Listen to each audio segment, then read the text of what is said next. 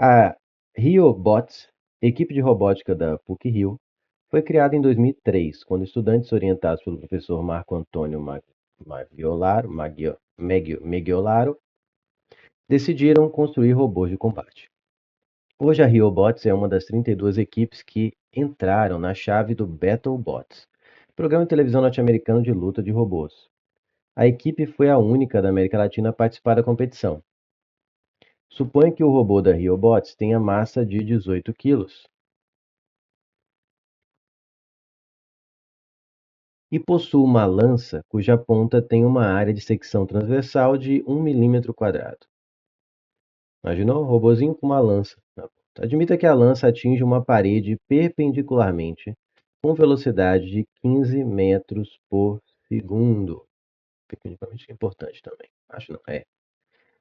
Vírgula. Recue com uma velocidade de 3 metros por segundo e que o período da colisão tenha durado 9 milissegundos. Lembra? M, que nem milímetro, né?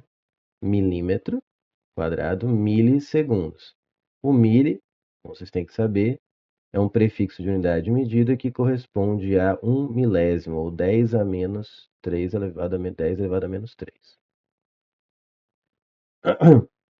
Segundo. Com base nos conhecimentos de física mecânica, assinale a alternativa que apresenta corretamente a pressão em Pascal, aqui de novo. Você vai ver que a UEL, ela cobra que você tenha um domínio razoavelmente bom de unidade de medida. Pascal é sistema internacional, muitas vezes as pessoas esquecem, alguns estudantes esquecem. Ela corresponde a exatamente Newton por metro quadrado, uma vez que pressão, lembrando que pressão, a gente vai ver aqui, vai rever aqui, é força dividido por área, né? Newton por metro quadrado. Isso equivale ao Pascal. Pascal é sistema internacional. Corretamente, a pressão exercida pela lança sobre a parede, desconsiderando atritos e deformações. Beleza. Então ele quer a pressão exercida pela lança sobre a parede. Vamos fazer aqui, eu vou focar na técnica e vou lembrando o conteúdo à medida que eu vou aplicando a técnica, tá? Porque acho que é importante. Eu vou fazer uma coisa que é praticamente acho que é uma engenharia reversa, talvez não todas as definições da palavra, mas é uma engenharia reversa da resolução. Eu pensaria isso. Você foca onde você quer chegar e vai voltando para buscar o que está faltando. É clássico. Na verdade, acho que a maioria das pessoas que resolvem questões com uma certa agilidade ou resolvem com uma certa frequência, treinamento, acabam resolvendo muitas questões assim, boa parte delas assim. Então, você pensa onde quer chegar, foca onde quer chegar, que é a pressão. Aí você vai lembrar, vamos colocar aqui a primeira equação que a gente tem que lembrar, que é a da pressão geral, assim. Não pressão hidrostática, pressões de forma geral. É a força aplicada sobre uma área, pela área aplicada, onde ela foi aplicada. É a força que foi aplicada dividida pela área em que essa força agiu. Força sobre área. Pressão é força sobre área. Então eu vou pegar e colocar aqui, ó. Eu quero a pressão. Pressão é força sobre área. A área eu tenho, porque é a ponta da lança aqui. Inclusive, vamos fazer um desenho aqui. Não faço ideia de qual é o formato exato do robô. Perdoem aí, integrantes da RioBots. Eu vou imaginar que é um robô com um quadrado, como fazer o bem mais simples, né? Um quadrado aqui, o robô e a lança, que acerta aqui a parede, né? Tem que colocar a parede mais para cá para mostrar o momento da colisão em si, né? Porque o que estou tratando aqui, isso aqui é a rigor não existe colisão, né? É uma lança que vai colidir aqui contra uma parede. Essa colisão, eu tenho tempo, dura 9 milissegundos. Eu tenho a velocidade com que ela chega para bater e a velocidade com que ela recua depois da pancada, né? Então, pensando aqui que pressão é força sobre área, eu tenho a área, falta quem? A força. Então, o que você faz? Você vai atrás da força. Só que força tem força igual a massa aceleração. Só que eu não tenho a aceleração e nenhuma força, a força está sendo aplicada em cima do carrinho. E eu quero a pressão, a força do quê? Da lança sobre a parede. Ele quer a pressão exercida pela lança sobre a parede. Então, isso é muito importante. Não basta pegar, falou em força, eu posso pegar qualquer equação de força. Não, ela tem que ser coerente com um problema. Força é igual a massa ou aceleração, primeiro, a força tem que ser a resultante no corpo. E aí você usa a massa do corpo para ter a aceleração daquele corpo, né? Então, Eu poderia ter atrás da aceleração provocada pela parede sobre naquele impacto ali sobre o corpo e até deve dar certo. Mas uma que lembra, eu tenho o tempo de contato, quero a força, e eu tenho massa e velocidade antes e depois. Isso está me lembrando o quê? Massa, velocidade. Lembra? Quantidade de movimento. Vamos lembrar aqui a equação?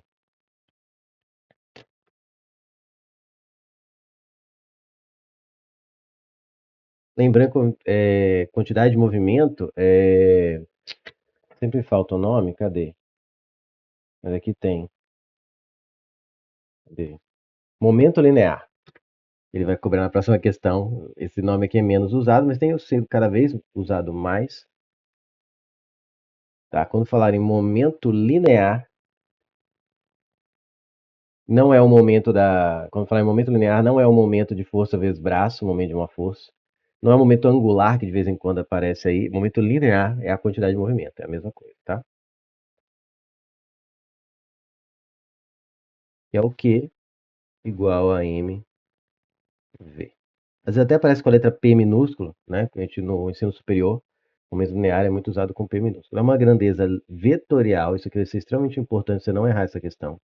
Lembrar que a quantidade de movimento é uma grandeza vetorial, que é a massa vezes a velocidade, que também é uma grandeza vetorial, ou seja, se ela é igual a massa vezes velocidade, a quantidade de movimento, e no braço direito, no lado direito dessa equação, no membro da direita, o segundo membro, né, da equação, a única grandeza vetorial é o V, e no membro esquerdo, a única grandeza, o primeiro membro, a única grandeza vetorial é o Q, o que significa isso? Que a direção e sentido de Q estão alinhadas com a direção e sentido de V. Eles, igual eu falei, eles andam juntos, andam de mãos dadas, né? Sempre na mesma direção e sentido. Onde apontar o V é onde aponta o Q. Isso é importante também, você ter sempre em mente. E eu vou lembrar aqui também da equação do impulso, porque é nela que tem a força que eu estou procurando para jogar aqui, ó. Impulso, que também é uma grandeza vetorial, é força vezes tempo, tá? E aí, relacionando quantidade de movimento com impulso, eu tenho uma outra equação que vai ser fundamental aqui. Impulso é igual à variação da quantidade de movimento. Ou seja, é a força aplicada durante um certo tempo sobre um certo objeto que faz o mv de um objeto mudar para outro mv. Normalmente a massa do objeto não muda, às vezes muda se for pancar para estilhaçar o objeto. Mas quando a massa não muda, é exatamente esse impulso que faz o v mudar módulo, ou direção, ou sentido, ou os três. Né? Ah, pronto, eu preciso dessas três equações. Por quê? Voltando aqui à ideia da engenharia reversa. Eu preciso achar a força para achar a pressão. Preciso achar a pressão para responder um problema. Já tenho a área, preciso achar a força. Aí eu me lembro que impulso é força vezes tempo. Aqui é a força que eu quero. Aqui é a força que eu quero. E o tempo eu tenho, 9 milissegundos. Só que eu não tenho o impulso para poder substituir esses dois aqui e achar só o F. Mas aí eu lembro que impulso é variação da quantidade de movimento. Substituo aqui, ó. Então, variação da quantidade de movimento é a força vezes o tempo. E a variação da quantidade de movimento é a quantidade de movimento final, como toda variação, né? Tem o delta aqui na frente, é o final menos o inicial. Força vezes o tempo. Pronto, agora é só substituir. Com cuidado com o sinal que a gente vai chegar lá. Por enquanto, eu vou simplesmente trocar tudo pondo a setinha em cima, porque para você lembrar o que é vetorial. Então, vai ficar massa final, que é igual a massa inicial, chama-se de M, que é esse 18 kg, a gente vai substituir depois, vezes o V final, vetorialmente falando, menos o M vezes o V inicial, também, ó, vetorialmente falando. Vai dar a força, vetorialmente falando, também, vezes o tempo. Agora aqui eu vou começar a substituir. Vou colocar o M em evidência e aqui eu vou começar a trocar pelos valores numéricos. Essa é a hora que muita gente erra. Presta atenção. Eu estou resolvendo um problema de natureza vetorial, onde eu tenho que levar em consideração direção e sentido. Por sorte, não a sorte absoluta máxima, por uma boa sorte nossa, né, boa parte dos exercícios se resolve em uma única direção. Observe que tudo aqui acontece na horizontal. Como assim tudo acontece na horizontal? Ele anda, bate numa parede e recua. Ele chega com a lança e bate na parede com a velocidade em módulo, né, de 15 metros por segundo. Né, e não fala aqui em módulo, mas se ele aqui está dizendo que bate com uma e recua com outra, é porque esse valor, o recua já está dizendo que é sentido contrário. Deixa eu tirar aqui para não atrapalhar a minha escrita. Então eu tenho a velocidade inicial aqui, ó, em módulo, né? Módulo de VI é igual a 15 metros por segundo. E tem a velocidade de recuo após a batida, que é com certeza para o lado oposto. Ah, mas se a parede estiver à esquerda, o VI vai ser para a esquerda, o VF vai ser para a direita. Eles vão estar sentidos opostos, isso que importa. VF está para a direita, que em módulo é 3. Em módulo significa só pensando na natureza escalar dele, sem pensar em direção e sentido. Sua intensidade é 3. É o que ele deu aqui. Recua com 3. Né? Então aqui que muita gente erra, porque na hora que eu vou substituir uma grandeza vetorial pelo seu valor numérico, se eu simplesmente coloco sempre o valor em módulo, eu estou descartando a direção e sentido. Alguma coisa tem que guardar essa informação para a equação, senão a equação vai te dar a resposta errada. Se você começa a dar parâmetros imprecisos para a sua equação, ela vai te dar respostas mais imprecisas ainda, ou tão imprecisas quanto, melhor falando. Tá? É sempre um diálogo que você tem com as equações. Se você fizer tudo certinho, ela vai te dar certinho. Ela é uma máquina perfeita se você trabalhar com ela direito. Então, o que eu estou dizendo? Que quando tudo acontece numa única direção, tem uma saída mais fácil, talvez, mais simples, de resolver essa ideia de guardar o sentido do movimento, a direção e o sentido. Porque a direção eu não preciso me importar, porque é tudo unidirecional. Todo mundo está na direção horizontal. Só que o sentido não. Alguns estão para a direita, outros vetores estão para a esquerda. E quando eu vou trocar o valor numérico, eu tenho que colocar de alguma forma essa informação. Ah, professor, e se não tiver tudo numa única direção? Aí a única saída é geometria plana, né? Se tiver em 2 dimensões, se tiver no plano, for em 3 dimensões, geometria espacial. Muito raro aparecer geometria espacial em de vestibular. Mas acontece de vez em quando geometria plana. Aí você tem que trabalhar para você poder trocar pelo valor numérico, para ainda guardar a direção e sentido, vai ter que desenhar a direção e sentido. Agora, e vai ter que trabalhar com as figuras que elas formam, né? Polígonos que elas formam. Isso é para quando não é tudo numa única direção. Como eu falei, por sorte, boa parte dos exercícios se resolve em uma única direção. Aqui é horizontal. Como que eu faço para guardar a informação? Sempre que eu tiver grandezas vetoriais e tudo estiver numa única direção, tudo na vertical, tudo na horizontal, tudo numa diagonal única, basta você escolher, você escolhe um sentido como o negativo. E o oposto automaticamente fica o positivo. Ou vice-versa, escolhe um sentido como positivo e o oposto fica automaticamente como negativo. Enfim, posso escolher qualquer um, professor? Pode, contanto que a resposta, o sinal da resposta, seja interpretado coerentemente com a sua decisão. Se você escolheu negativo para a esquerda e o resultado é negativo, significa que o vetor resultante sem controlar é para a esquerda. Tá? Ele vai, a equação não erra. Se você trabalhar com ela direitinho, ela te responde de acordo, sempre. Né? Então, o que eu vou fazer aqui? Eu vou escolher um sentido para esquerda ou direita para ser o positivo, outro para ser negativo. Aí vai uma manhãzinha. Eu quero já que a resposta dê positivo, porque salta aos olhos mais bonito, né? Fica assim um estranhamento quando você faz um resultado e dá uma resposta negativa. Mas não tem problema se desce. Mas se você quiser de uma resposta positiva, e você souber o sentido do que você quer, do que você está procurando no final da questão, que é o F aqui, você já escolhe o sentido da resposta final como positivo e faz os sinais dos outros vetores de acordo com o que você definiu para ele. Né? Tem que ser todo mundo para uma única definição. Então, o que eu vou fazer? Eu sei que eu quero a força, a pressão, cadê, ó? Pela lança sobre a parede. Mas a parede não se mexe. Quem perde, quem varia a quantidade de movimento é o robô. Então, o que eu vou encontrar? A força que a parede faz sobre o robô. Porque eu tenho a variação de quantidade de movimento do robô. A parede teria força de atrito, né? Ela está sendo presa pela argamassa ali no piso, né? Enfim. E já que o robô pode considerar a força de atrito. Então, a ideia, por que eu posso fazer e dar na mesma? Porque existe uma terceira lei de Newton que fala que ação e reação têm sentidos opostos, mas têm mesma direção e intensidades iguais. Então, se eu achar a intensidade da força da parede sobre a lança, é a mesma da lança sobre a parede. Só um detalhe que vai ser uma força média, sendo um pouco mais preciso, né? Porque normalmente no impacto essa força não é constante. Bem que para um tempo de milissegundos pode até se considerar constante. Perfeito. Então, eu vou adotar o sentido do a força da parede sobre o robô, porque é ela que eu consigo avaliar a quantidade, a variação que eu tiver em movimento é do robô. Então eu quero a força sobre o robô, porque eu vou usar a variação que eu tiver em movimento do robô, e é a da parede sobre a lança do robô, que é para cá, né? Porque se a lança está batendo na parede da esquerda para a direita no meu desenho, a parede está reagindo da direita para a esquerda.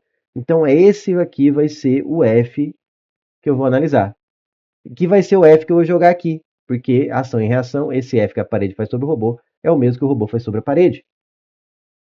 Combinado? Dito isso, eu vou adotar que tudo que estiver para a direita, desculpa, para a esquerda, é positivo. Logo, que é o sentido da força F aqui. Logo, tudo que está apontando nesse exercício não é obrigado sempre ser esse critério. Como eu falei, eu geralmente eu gosto. Você podia escolher o contrário, tudo que é para a direita é positivo, para a esquerda é negativo? Pode. Sua resposta final, o F, que você vai encontrar nessa equação agora, será negativo. Na hora de trocar pela pressão, você troca pelo valor em módulo. Isso não quer, até porque pressão não é uma grandeza vetorial, por incrível que pareça. Mas isso é discussão para outra, história, para outra aula. É, isso cai muito na UEPG, essa pergunta, tá? Pressão, ela tem, muita gente pensa que tem direção em sentido, mas ela representa, na verdade, inúmeras direções em sentido simultâneo no corpo. Então, ela não é considerada vetorial. Vetorial é um vetor, tem que ter uma direção em sentido. Beleza. É, então, tudo que é para a esquerda, eu vou adotar o resultado final, o sentido do vetor resultado final que eu quero como positivo, que é para a esquerda, e tudo que vai para a direita vai ser negativo. Acabou o problema, agora virou algébrico. Agora basta eu seguir a minha regra e ser coerente que eu termino o exercício. A parte difícil quando a gente erra é essa, ó. Então vamos lá, VF. VF está para a esquerda no meu desenho. Esquerda é positivo, então eu troco por mais 3. E eu não preciso mais pôr a setinha, porque já está embutido no 3 a direção e o sentido. Só por ele ser apenas 3 e não menos 3, já está implícito aqui que ele é para a esquerda. Ah, eu pus é que eu pus o M em evidência, né? Por isso que eu tinha um parênteses aqui. M em evidência vem o VF menos o VI. Menos é da própria equação. Quem que é o VI? Aqui, ó, é para a direita. Direita é negativo e ele vale 15 em módulo. Então, peraí. O VI é 15 em módulo, mas ele é para o sentido da direita, que é negativo. Então, fica menos da equação. E aqui eu ponho menos 15. Aqui o pessoal pira. Vou até trocar isso aqui para colchete. Por que, que é menos 15? É pelo que eu acabei de explicar. Se você coloca simplesmente 15, você está dizendo para a equação, sem perceber, que o VI está para a esquerda também. Isso muda totalmente o resultado. Preciso de o impulso, acabaria ficando à direita, o impulso acabaria invertendo o sentido. Porque ele estaria com 15 para a esquerda e agora está com 3 para a esquerda. Então alguém empurrou ele da esquerda para a direita. Troca todo o significado da equação. Por isso, você não pode simplesmente trocar pelo valor numérico quando a grandeza é vetorial. Ou você, de alguma forma, tem que, quando trocar pelo valor numérico, estar guardando de algum jeito a sua direção e sentido, percebe? Se você não guardar, você está fadado, fadada a ter grande, não digo, pode por sorte acertar, por sorte. Fadada ao erro, a boa probabilidade de estar fadada ao erro, tá? Pronto. O F eu deixo aqui com a setinha, ele já vai me dar com o sinal que sair aqui nessa conta já vai indicar qual é o sentido do F, que vai ser positivo, porque eu sei que ele é da direita para a esquerda aqui, né? Delta T, 9 milissegundos, então é 9 vezes 10 a menos 3 aqui, segundos. As velocidades já estavam no SI, ó, metro por segundo.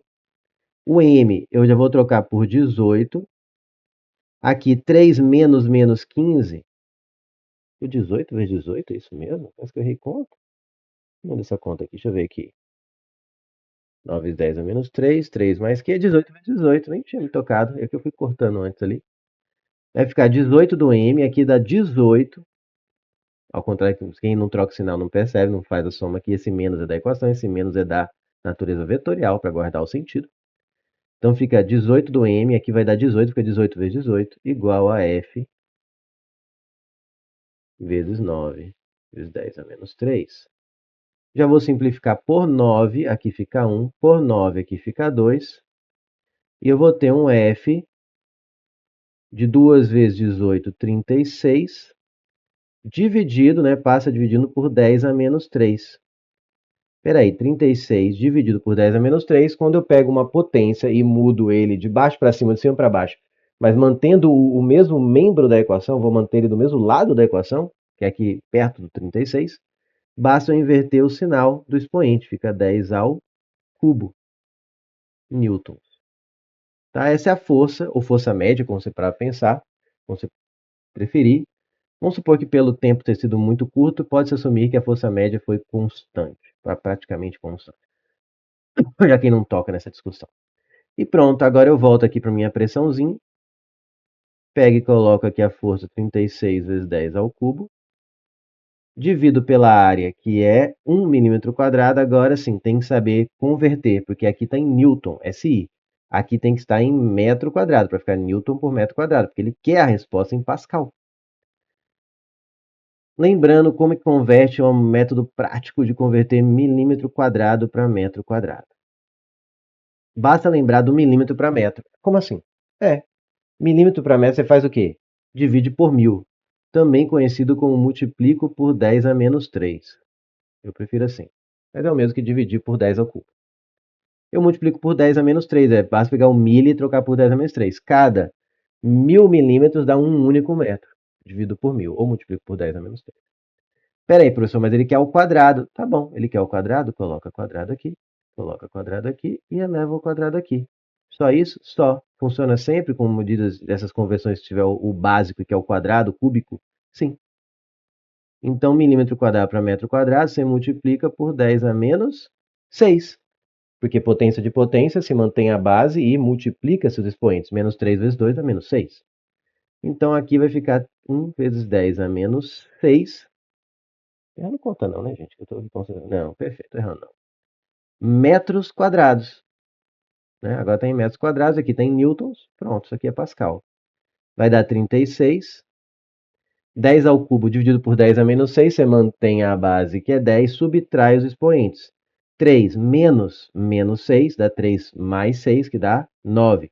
As alternativas estão em notação científica, ou seja, eu tenho que passar esse número da frente para que ele fique de 1 até, ou entre 1 e 10, ou de 1 até próximo de 10. Não pode chegar a ser 10, né? Até 9,9999. Enfim. Bem que 9,99999 dízima é 10. Mas você entendeu, né? Até não pode ser escrito como 10. Seria de 1 até antes de 10. Infinitamente próximo, mas antes de 10. Então o que eu faço? 36 não dá. Para ficar entre eu tenho que passar uma casa para trás, para ficar 3,6. Mas fazer isso é o mesmo que estar dividindo por 10. Né? Para compensar, então eu tenho que pegar a potência e fazer a operação oposta, multiplicar por 10. Tirei com uma mão, coloquei com a outra, ficou elas por elas. Então 36 vezes 10 a nona é a mesma coisa que 3,6 vezes 10 a décima. Como eu fiz Newton por metro quadrado, isso aqui também se chama Pascal. E o gabarito é da letra A de amor.